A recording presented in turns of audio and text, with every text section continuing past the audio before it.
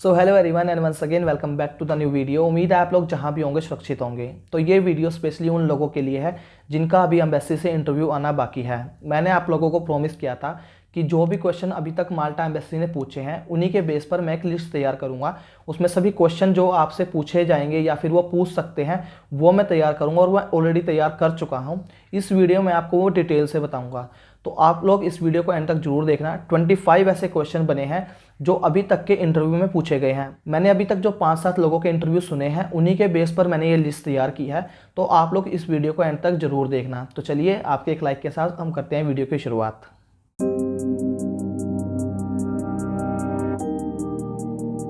तो सबसे पहले इंटरव्यू की शुरुआत होती कैसी है? सबसे पहले जब वो आपको फ़ोन करते हैं वो आपसे बोलते हैं am I speaking with this person. मतलब अगर मेरा इंटरव्यू लगा लो आप, तो उसके हिसाब से मैं बताता हूँ। तो वो मुझसे क्या बोलेंगे, am I speaking with mister Aman Chahal. तो मैं उनको रिप्लाई दूंगा यस आई एम अमन चहल। सो उसके बाद वो पूछेंगे can you please confirm your passport number. उसके बाद वो मेरा पासपोर्ट नंबर पूछेंगे। पासपोर्ट नंबर आपको याद होना चाहिए और क्वेश्चन जितना शॉर्ट हो उतना रखना, ठीक है। अगर उन्होंने पासपोर्ट नंबर पूछा है तो ये उनको ये नहीं बोलना माई पासपोर्ट नंबर इज़ दिस। उनको बोलना है इट्स, उनको सिर्फ इतना बोलना है इट्स T72544। जैसे भी उनका आपका पासपोर्ट नंबर है उसी के हिसाब से इट्स लगाना है, सिर्फ पूरा नहीं बोलना, ठीक है। इसके बाद नेक्स्ट क्वेश्चन जो उन्होंने पूछे हैं, what's your date of birth. अब डेट ऑफ बर्थ आपको अपनी बतानी होगी कि आपकी डेट ऑफ बर्थ क्या है। नॉर्मली आपको जैसे मेरी 2010-96 इतना बोलना है सिर्फ, ओके। इसके बाद है what's your place of birth. आपके जो प्लेस ऑफ बर्थ है वो आपका कौन सा है। जैसे मैं बोल दूंगा my place of birth is Karnal. Normal सा क्वेश्चन है, बिल्कुल सभी को आता होगा। अपने जो आपका प्लेस होगा आपको वो बताना है सिर्फ। इसके बाद जब 5वां क्वेश्चन वो पूछते हैं why have you applied visa with us, तो उसका एक नॉर्मल सा आंसर आपको देना है I applied for study visa या फिर I applied for work visa, जो भी आपकी कैटेगरी है, ठीक है। इसके बाद नेक्स्ट क्वेश्चन है what's course have you applied for. तो आपने किस कोर्स के लिए अप्लाई किया है। तो उसका सिंपल सा क्वेश्चन बनेगा I applied for health and social care. इसके बाद 7वां क्वेश्चन जो उन्होंने पूछा है व्हाट्स योर लास्ट एजुकेशन। आपको अपनी लास्ट एजुकेशन बतानी है कि आपकी लास्ट एजुकेशन क्या थी, चाहे आपकी +2 हो चाहे फिर आपकी ग्रेजुएशन हो, आपको वो बतानी होगी। इसके बाद 8th क्वेश्चन है in which year did you complete your 12th या फिर आपकी ग्रेजुएशन, आपकी जो भी है वो पूछेंगे। In which year did you complete your education, मतलब आपकी जो भी एजुकेशन थी 12th हो या फिर आपकी ग्रेजुएशन हो या मास्टर हो, किस ईयर में आपने वो कंप्लीट की थी। सिंपल सा क्वेश्चन, आपको ज़्यादा कुछ नहीं बताना। जैसे मेरी 2017 में कंप्लीट हुई थी तो 2017 आपको बोलना है सिर्फ उसमें। इन 2017 सॉरी, इंग्लिश में बोलते हैं वो, हिंदी में नहीं बताना उनको, इंग्लिश में बताना है सब कुछ। इंग्लिश में ही आपका इंटरव्यू होता है, ठीक है। इसके बाद मान लो आपका गैप है, चाहे वो 1 साल का हो, चाहे वो 5 साल का हो, चाहे 10 साल का हो, तो उसमें वो क्वेश्चन पूछते हैं। जैसे मेरा 4 साल का है तो मैं उसके हिसाब से बता रहा हूँ आपको। What have you been doing since 2016, मतलब आप 2016 से क्या कर रहे थे अभी तक। तो आप बताओगे उनको कि आप कैसे काम कर रहे थे, क्या आपने काम किया था। तो वो आपसे पूछेंगे कि आपका काम क्या था बीच में, ठीक है। तो इसके बाद नेक्स्ट क्वेश्चन, जब आप उनको अपना वर्क एक्सपीरियंस बताओगे कि मैंने ये काम किया है, तो उसी के बेस पर वो क्वेश्चन पूछते हैं। तो मान लो मैंने अपना एक्सपीरियंस लगा रखा है as a medical store helper का, ठीक है। तो उसी के बेस पर वो क्वेश्चन पूछते हैं how long have you been working as a medical store helper, मतलब आप कितने सालों से मेडिकल स्टोर वर्कर के तौर पर काम कर रहे हो। तो आप लोग अपने हिसाब से देख लेना, आपका जो एक्सपीरियंस है उसमें कैलकुलेट करना कि कितने साल से आप काम कर रहे हो, वही क्वेश्चन है ये। तो इसके बाद नेक्स्ट क्वेश्चन जो उन्होंने पूछा है what was your duty as a medical store helper. अब मेडिकल स्टोर हेल्पर मैं सिर्फ अपना बता रहा हूँ कि जो मैं, अगर मान लो मैंने एक्सपीरियंस लगाया होता मेडिकल स्टोर हेल्पर का, तो आपने जो एक्सपीरियंस लगाया है आप उसी के हिसाब से अपनी तैयारी करना। तो मैं सिर्फ आपको एग्जाम्पल के तौर पर बता रहा हूँ ये। तो क्वेश्चन क्या है, what was the duty as the medical store helper, मतलब जो आप मेडिकल स्टोर हेल्पर पर काम करते थे उसमें आप क्या क्या काम करते थे, आपकी ड्यूटीज़ क्या क्या थी। और ये मोस्ट इंपॉर्टेंट क्वेश्चन है क्योंकि जितने लोगों ने भी एक्सपीरियंस लगा रखा है उन लोगों को अपनी ड्यूटीज़ नहीं पता। आप लोगों को अपनी ड्यूटीज़ पता होनी चाहिए इंग्लिश में। आपको 3-4 ड्यूटी बतानी है अपनी कम से कम वहाँ पे, ठीक है। तो इसके बाद नेक्स्ट क्वेश्चन जो इन्होंने पूछा है so why you want to pursue this course now after a 4 year gap, मतलब जैसे मेरा 4 ईयर का गैप है तो अब आप ये कोर्स क्यों करना चाहते हो। आप मतलब वर्किंग हो, आप अच्छी खासी कमा रहे हो, तो अब आपको कोर्स करने की क्या जरूरत है। तो इसका आंसर भी आपको देना होगा, ठीक है। इसके बाद नेक्स्ट क्वेश्चन जो इन्होंने पूछा है why did you choose that course, या फिर how this course will help you in future, मतलब ये जो कोर्स आप करोगे हेल्थ एंड सोशल केयर, ये फ्यूचर में आपको क्या मदद करेगा। तो नॉर्मल सी बात है, हमें वो जॉब्स अच्छी मिल जाएंगी केयर टेकर की, एज अ प्रोफेशनल जो भी कोर्स आप कर रहे हो उसमें आपकी क्या जॉब है वो भी आपको पता होनी चाहिए कि आपको फ्यूचर में क्या जॉब मिलेगी। उसके बाद नेक्स्ट क्वेश्चन जो उन्होंने पूछा है what do you want to do in future, या फिर व्हाट्स योर फ्यूचर प्लान। अब फ्यूचर प्लान में आप लोगों को कभी भी अधूरी बात नहीं बतानी है। सबसे पहले उनको बोलना है I will complete my course in health and social care, after that I will come back to my native land and try to get a reputed job in different fields. अब फील्ड आपकी जो भी होगी आप उस हिसाब से कर लेना, बट उनको अधूरी बात बिल्कुल नहीं बतानी है कि मैं I will complete my course and then I will get a job. देखो मैं बताता हूँ लोगों ने इसमें क्या आंसर दिया था। इसमें आंसर उन्होंने दिया था first of all I will complete my course then I will try to get a reputed job in health and social care field.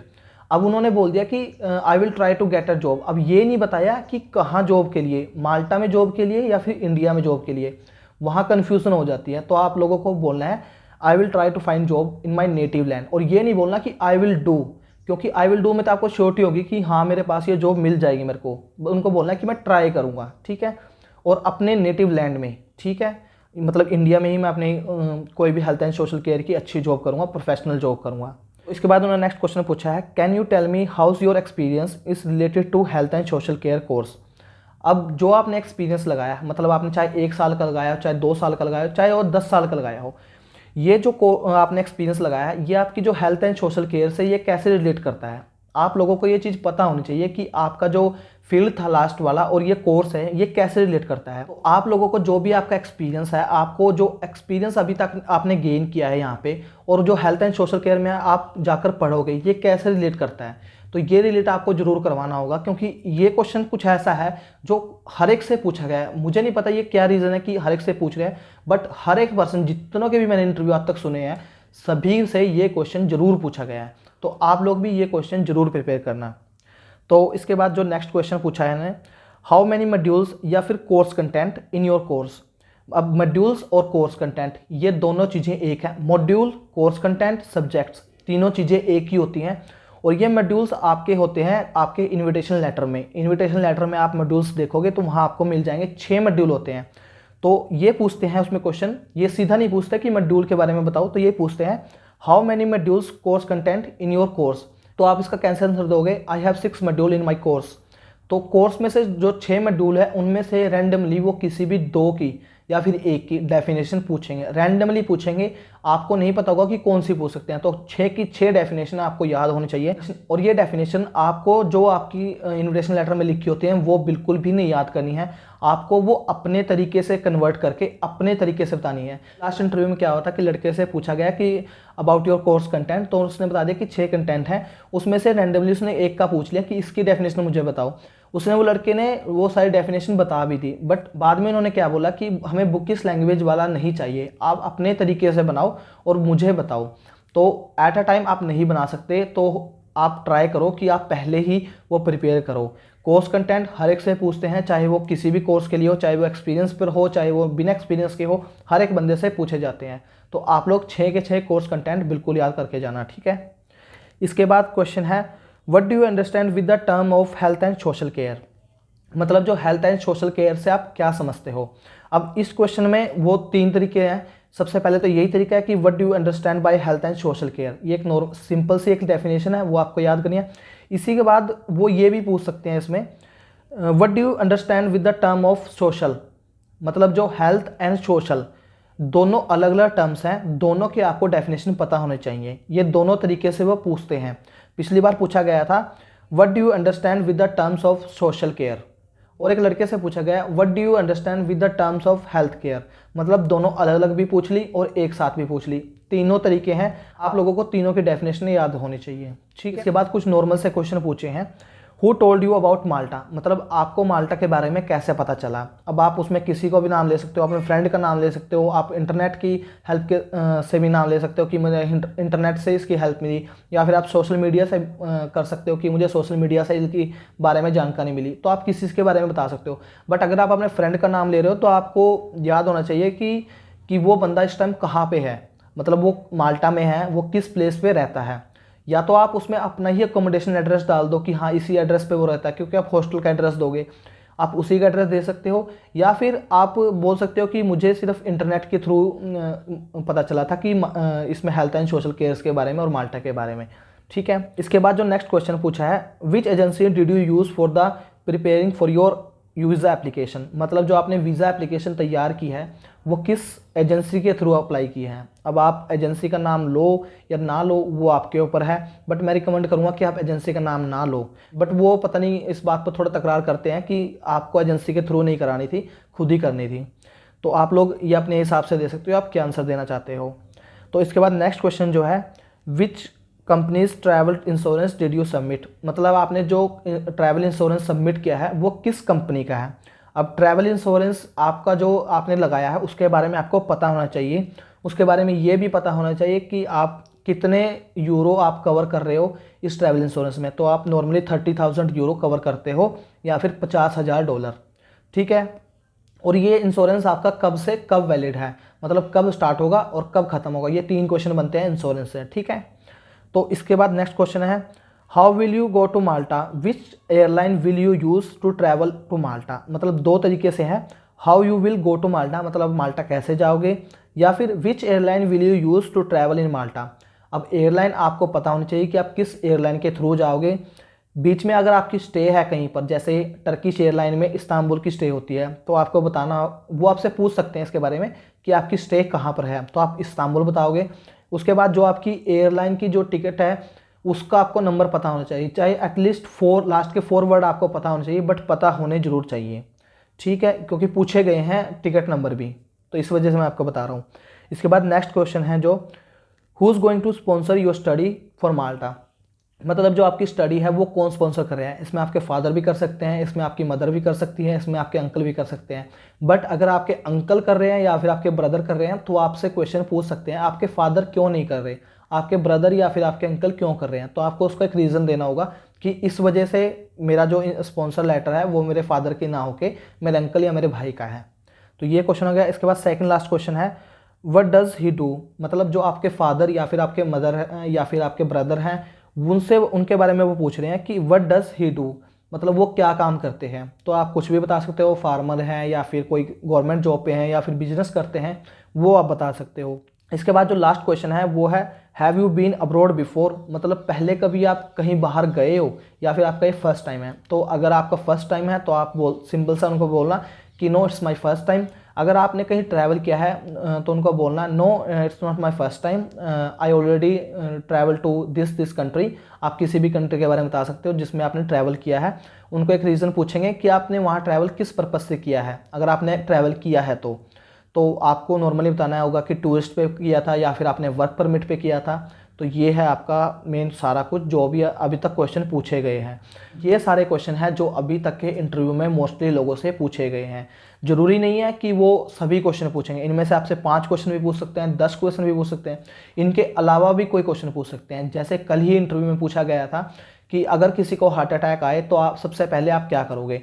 अब देखो वैसे तो बेवकूफ़ों वाली बात है उनकी कि हार्ट अटैक के बारे में हम लोगों को क्या पता होगा। वैसे एक नॉर्मल से पर्सन को सीपीआर का पता होगा कि सीपीआर दी जाती है, बट एज अ मेडिकल जो असिस्टेंट होते हैं या फिर मेडिकल हेल्पर होते हैं उन लोगों को इस बारे में जानकारी नहीं होती। उनको सिर्फ इतना ही पता होता है सीपीआर के बारे में। हम लोगों को भी सीपीआर के बारे में पता है नॉर्मली, तो मेडिकल लाइन में हम लोगों को नहीं पता अगर किसी को हार्ट अटैक आए तो उनको क्या दवाई दी जाती है या फिर कोई क्या उनका इलाज किया जाता है। तो हो सकता है वो कुछ भी क्वेश्चन पूछ सकते हैं, ऐसा नहीं है कि वो सिर्फ यही क्वेश्चन पूछेंगे। तो प्रिपेयर ऐसा करना कि आप लोग कोई भी क्वेश्चन का जवाब देने लायक हो। मोस्टली आपके जो एक्सपीरियंस है उसके ऊपर, आपने जो एक्सपीरियंस लगाया है उसकी ड्यूटीज़ के बारे में 100% वो पूछेंगे कि आपकी ड्यूटीज़ क्या क्या थी। तो सबसे मेन इंपॉर्टेंट है आपका एक्सपीरियंस। आपने जो एक्सपीरियंस लगाया है उसकी ड्यूटीज़ के बारे में आपको 100% पता होना चाहिए, क्योंकि मोस्टली लोग यही गलतियां कर रहे हैं और इसी वजह से वीज़ा रिफ्यूज़ हो रहे हैं लोगों के। इंटरव्यू को मेडिकल टर्म में बिल्कुल भी मत लेके जाना, क्योंकि अगर मेडिकल टर्म में आप ले गए तो आप लोग फंसोगे। जितना आप उन लोगों को घुमाओगे वो इतने आपसे क्वेश्चन पूछोगे। अगर मेडिकल टर्म में आप निकल गए तो फिर आपका वीज़ा रिफ्यूज़ हो जाएगा 100%, क्योंकि मेडिकल टर्म की आपको सभी चीज़ें नहीं पता है। नॉर्मल चीज़ें जो आपके जो एक्सपीरियंस के बेस पर जो नॉर्मल चीज़ें आती हैं, जैसे एज अ केयर टेकर अगर मान लो मैं कोई जॉब करता हूँ तो केयर टेकर की क्या रिस्पॉन्सिबिलिटी होती है। तो नॉर्मल सी उसकी रिस्पॉन्सिबिलिटी होती है कि वो कम्युनिकेशन करता है, जो पेशेंट्स होते हैं उनके साथ कम्युनिकेशन करता है, या फिर जो इनिशियल जो वर्क होते हैं जैसे टेम्परेचर लेना पेशेंट का, उनका वेट मापना, उनका जो पल्स है वो मापना, या फिर उनका ब्लड प्रेशर मापना। तो ये सब काम ये मेडिकल टर्म में नहीं आते, क्योंकि नॉर्मल पर्सन भी इन काम को कर सकता है और आप लोगों को उनको मेडिकल टर्म में नहीं लेके जाना। अगर आपने उनको बोल दिया कि मैं उनको दवाई प्रिस्क्राइब करता हूँ या फिर उनको दवाइयाँ जो भी उनको लेनी है वो बताता हूँ, तो आप उसमें फंसोगे, क्योंकि वो फिर आपसे दवाइयों के नाम पूछेंगे। जितना आप उनसे मेडिकल टर्म में लेके जाओगे उतना आप फंसोगे। इस बात का ध्यान रखना। बिल्कुल नॉर्मल लेके जाओ, ऐसा लेके जाओ कि आपको इसके बारे में कुछ पता ही नहीं है, इतना कुछ खास। आपने जो काम किया है वो आपका एक बिल्कुल नॉर्मल सा काम था जो एक कॉमन मैन भी कर सकता है। तो उम्मीद है आप लोगों को ये सब समझ आया होगा। आज की वीडियो को यहीं एंड करते हैं। अगर कोई प्रॉब्लम अभी आप लोगों को आती है तो इंस्टाग्राम का लिंक मैंने डिस्क्रिप्शन में डाल रखा है, आप वहां जाकर मुझे कांटेक्ट कर सकते हो। रिप्लाई मैं उन्हीं लोगों को दूंगा जो मुझे फॉलो करेंगे। बाकी लोगों को मैं डिलीट कर रहा हूँ अभी। जिन लोगों ने मुझे फॉलो नहीं किया है उनके रिप्लाई देने मैंने बंद कर दिए हैं। तो प्लीज़ हो सके तो फॉलो कर लेना अगर आपने बात करनी है तो, क्योंकि पैसे नहीं ले रहा मैं आप लोगों से बात करने के लिए, आपको गाइड करने के लिए। तो उम्मीद है आप लोगों को वीडियो पसंद आई होगी। वीडियो पसंद आई हो तो वीडियो को लाइक कर दीजिए, साथ में कर लीजिए चैनल को सब्सक्राइब। मैं मिलता हूँ नेक्स्ट वीडियो में, तब तक के लिए जय हिंद जय भारत।